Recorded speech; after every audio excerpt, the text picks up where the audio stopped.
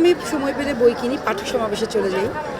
যতবার বইমেলা হয় আমি একবার দুবার করে আসি, অনেক ভালো লাগে।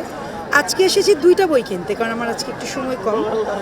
সেটা হচ্ছে একটা জামাল হোসেনের অলিক নদীর বাঁকে, একটা কবিতার বই, আর আমার হাজব্যান্ডের একটা বই বেরিয়েছে অনন্যা থেকে কয়েক ফোঁটা জল, অরুণ চৌধুরীর লেখা।